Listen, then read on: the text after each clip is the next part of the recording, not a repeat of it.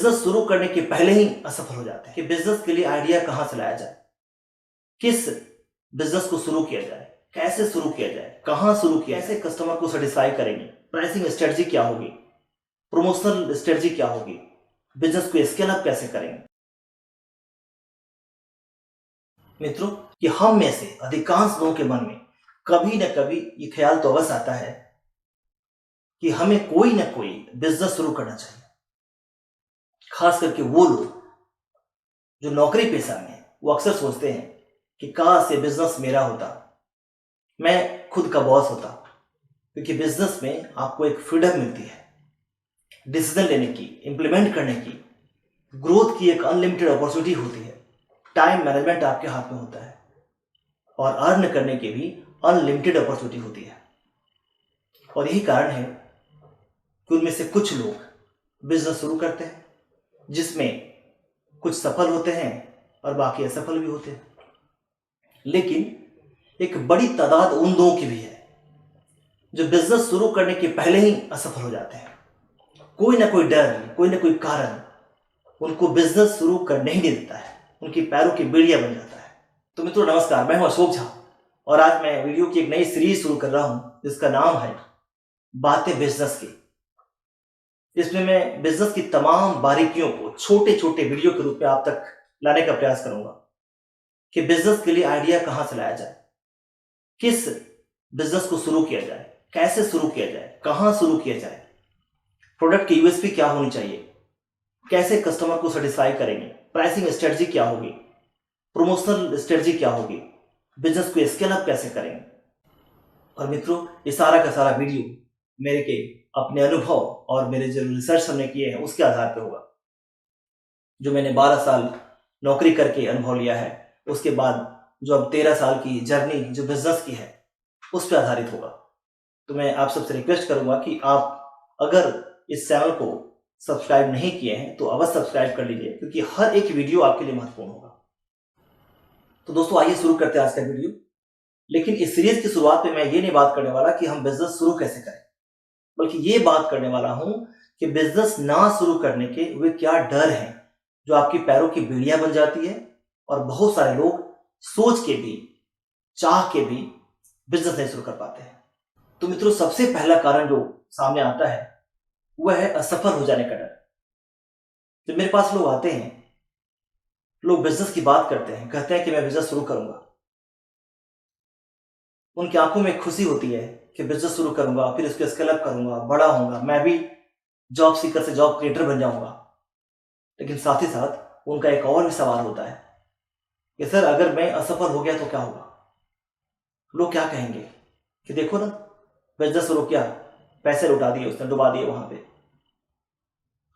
मेरी फैमिली मुझे सपोर्ट कर पाएगी नहीं कर पाएगी, मेरे खर्चों का क्या होगा, कैसे मीट करूंगा।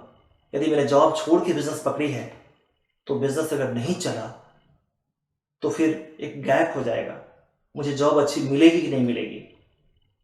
मित्रों, उनका ये डर स्वाभाविक है, क्योंकि रिस्क तो हर काम में आपका है। लेकिन मेरा कहना है, अपने अपने माइंडसेट को बिजनेस के लिए तैयार कर लिया तो आप असफल नहीं होंगे, ये मैं गारंटी के साथ कह सकता हूं। हाँ, परेशानियां तो आती हैं, छोटी मोटी झटके भी लगेंगे आपको। जब साइकिल चलाना आप सीखते हैं तो क्या होता है, गिरते नहीं है, आपके घुटनों में चोट नहीं आती है, तो क्या आप साइकिल चलाना बंद करते हैं? सीखते हैं और सर पर चलाते हैं, बैलेंस वे में चलाते हैं। बिजनेस के साथ भी वैसे ही होता है। यदि आप उन असफलताओं को, परेशानियों को, ऑब्स्टिकल्स को चैलेंज के रूप में लेंगे, उनमें सुधार लाएंगे और आगे की तरफ जाने की बात सोच लेंगे, तो आप सफल होकर रहेंगे। अगर आपने ऑब्स्टिकल्स को रोड का एंड समझ लिया तो फिर आप अपने डेस्टिनेशन तक नहीं पहुंच पाएंगे। दोस्तों, कई बार लोग जॉब से बाहर आते हैं और वो ये सोच के आते हैं कि नहीं चाहे तो मैं जॉब में चला जाऊंगा। मैं उनको सलाह देता हूं कि ये बिल्कुल गलत है। आपकी आधी असफलता तो उस दिन आ गई जिस दिन आपने सोच लिया। आप ये सोच के आओ कि मैं लौट के नहीं जाऊंगा, ये मेरा पर्सनल अनुभव भी है। यदि आपने ये सोच लिया कि लौट के नहीं जाऊंगा तो मेरा ये आपके साथ गारंटी है कि आप बिजनेस में सफल जरूर होंगे। क्योंकि आपके पास कोई और ऑप्शन है ही नहीं। तो अगर माइंडसेट आपने इस तरह तैयार कर लिया तो इस डर से आप पार पा सकते हैं। और मित्रों, दूसरा जो डर मेरे से लोग शेयर करते हैं वो ये है कि कौन सा बिजनेस मैं शुरू करूं। वो कहते हैं कि कुछ का कहना है कि उस बिजनेस शुरू करो जो आप जॉब में कर रहे हो। कुछ लोग ये कहते हैं कि उसे शुरू करो जिसमें आपका इंटरेस्ट हो। कुछ लोग कहते हैं जिसमें ज्यादा प्रॉफिट मिलता हो। कुछ लोग ये सलाह देते हैं कि वो बिजनेस करो जिसमें ज्यादा लोग काम कर रहे हैं। मेरा ये मानना है कि सिर्फ इंटरेस्ट हो वही बिजनेस नहीं शुरू करना चाहिए, बल्कि इंटरेस्ट के साथ वो बिजनेस को करने, आपको उस काम को करने आपको आना भी चाहिए, उसमें आपकी दक्षता हो, साथ ही साथ कस्टमर की डिमांड हो उसका, यानी प्रॉफिट बनने वाला बिजनेस हो। तो जिसमें आपका इंटरेस्ट भी हो, आप स्किल्ड भी हैं उसमें करने के लिए, कर सकते हैं, और वो सेलेबल आइडिया भी है, मतलब उसका डिमांड भी है, प्रॉफिट भी आ सकता है, उसी बिजनेस को आपको स्टार्ट करना चाहिए। इस डर को इस तरह से आपको पार निकाल देना चाहिए। और मित्रों, जो तीसरा डर सामने मैं लोगों को देखता हूं वो ये है कि वो अकेले बिजनेस शुरू करें या पार्टनरशिप में करें। तो मेरा खुद का मानना यह है कि यदि आप कैपेबल हैं तो बिजनेस अकेले शुरू करिए, क्योंकि उसमें आपको डिसीजन लेने की जो पावर है आपके पास में है, रिस्पॉन्सिबिलिटी आपके पास में है। पार्टनरशिप में आपको दूसरे के डिसीजन को भी देखना पड़ेगा। कई बार आपको लगेगा कि उसका डिसीजन ऐसा नहीं होना चाहिए और आप उसकी बातों में आके या मजबूर होकर डिसीजन लेते हैं जो आपके बिजनेस के लिए नुकसानदेह हो जाता है। तो अगर आप कर सकते हैं तो आप अकेले बिजनेस शुरू करिए, लेकिन हाँ, ऐसा बिजनेस है जहां पे आपको अकेले नहीं होने वाला है, आपके दूसरे की भी जो कॉम्पिटेंस है उसकी भी जरूरत है, तो आप पार्टनरशिप में करिए। लेकिन उसी के साथ पार्टनरशिप करिए जो आपसे, आपके विचारों से मिलता हो, काम की दक्षता अलग अलग हो, लेकिन आपके मिशन से उसका मेल खाता हो, आपके विजन से वो मिलता हो उसका विजन, तब जाकर के आप साथ में शुरू करिए, नहीं तो अकेले शुरू करिए।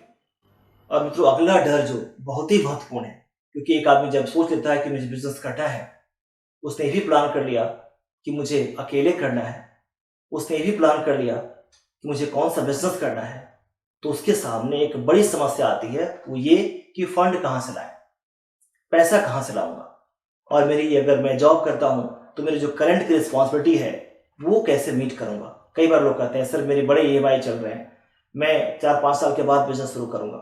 कई बार वो 4-5 साल ही बीत जाता है उनका, और भी बर्डन बढ़ चुका होता है, बिजनेस नहीं शुरू कर पाते हैं। यहां मैं ये कहना चाहूंगा कि यदि आपके स्पाउस, आपका हस्बैंड, आपकी वाइफ या घर में कोई और है जो आपकी करंट रिस्पॉन्सिबिलिटी को ले सकता है, तो उनको डेलीगेट कर दीजिए, या फिर आप उतना पैसा इकट्ठा कर लीजिए कि कुछ समय 6-8 महीने तक आपको उसके बारे में नहीं सोचना पड़े। और दूसरा, जो पैसे की बात है, तो जो आपके पास पैसा है उसको पहले खर्च करिए, या अपने फैमिली से लेकर के फंड को लगाइए। और मैं तो ये भी कहूँगा कि आज इतनी सारी अपॉर्चुनिटीज़ है कि बिना पैसा लगाए, बहुत कम पैसा के साथ में आप बिजनेस शुरू कर सकते हैं। जैसे हमारा ही बिजनेस है, इसमें लोग कुछ पैसा नहीं लगाते हैं, जो हमारे करेक्टर्स हैं, पार्टनर्स हैं, कस्टमर को ढूंढते हैं, हम तक पहुंचाते हैं, और जब काम हो जाता है, कस्टमर नीड्स फुलफिल हो जाती है, उसके एवज में उन्हें पैसे मिल जाता है। इस तरह से बहुत सारे काम हैं। यहाँ तक कि आप अगर जॉब कर रहे हैं तो थोड़ी मेहनत और कर लीजिए, थोड़ा टाइम निकाल लीजिए, पार्ट टाइम बिजनेस को कर लीजिए। जब लगता है कि मेरे आपके पास पैसे आ गए तो आप फुल टाइम बिजनेस में आ जाइए। तो मित्रों, ये 4 डर मुख्य हैं जो एक आदमी को बिजनेस में जाने से रोकते हैं। अगर आपने इन चारों पे कंट्रोल कर लिया तो मुझे पूरी उम्मीद है कि आप बिजनेस करेंगे भी और बिजनेस में सफल होंगे भी। कैसा लगा ये इंफॉर्मेशन जरूर बताइएगा। कुछ और सवाल है तो कमेंट में डालिए, मैं उसका जवाब दूंगा, मैं खुद ही उसको देखता हूं। और मिलता हूं अगले वीडियो के साथ, अगले टॉपिक के साथ। तो सब्सक्राइब करना मत भूलिएगा, क्योंकि आप उस वीडियो को मिस कर जाएंगे। धन्यवाद।